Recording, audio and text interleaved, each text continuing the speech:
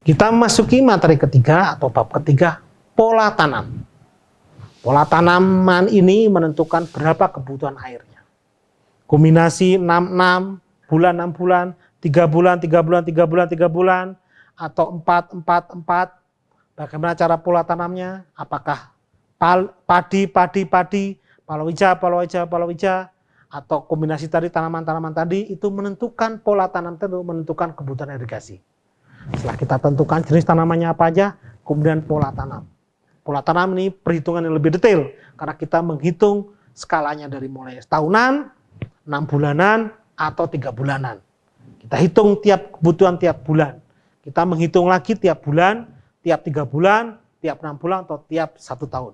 Kita hitung, lanjut perhitungan kebutuhan airnya menjadi tiap bulan dari mulai tahunan. Mari kita lihat.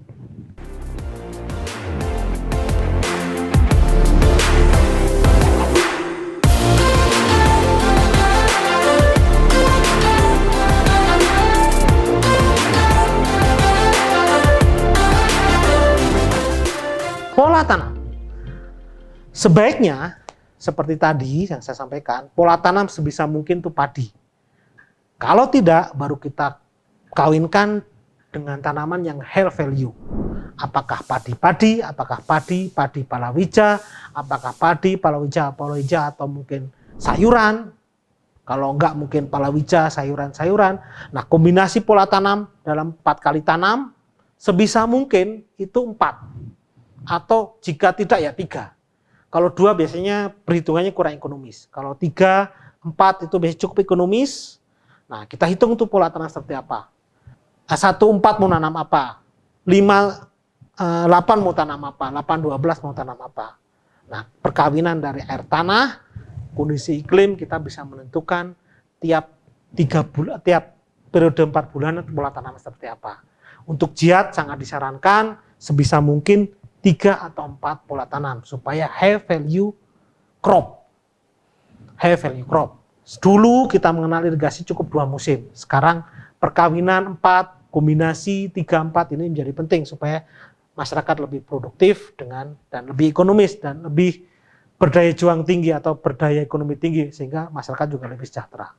Dari pola tanam kita tentukan bagaimana cara pola tanamnya. Ya. Nah, kita pilih nih. Ya, faktor yang menentukan tadi. Apakah padi-padi atau sayuran itu dari jenis tanah, ketinggian, umur tanamannya, apakah cukup dengan 4 bulan ataupun 6 bulan, bagaimana kondisi air, kondisi iklim, dan yang paling penting kondisi sosial, ekonomi, dan kebijaksanaan pemerintah. Saat ini pemerintah itu sudah mempunyai rencana grand design, spot-spot daerah ini andalannya apa, kemudian masyarakat dididik apa.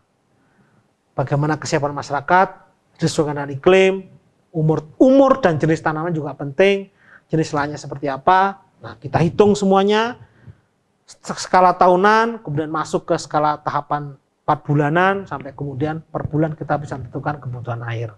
Nah, ini penting ya untuk menghitung kebutuhan air. Dengan mengetahui pola tanam, tanamannya seperti apa, kemudian kondisi ekonomi masyarakatnya seperti apa, apakah cukup benar untuk irigasi atau kadang-kadang dibutuhkan untuk air baku juga, maka kita bisa menentukan kebutuhan air untuk irigasi tersebut. Pola tanam, jenis tanaman, pola ekonomi, sampai kemudian sosial dari masyarakat itu menentukan kebutuhan air tanah untuk air irigasi.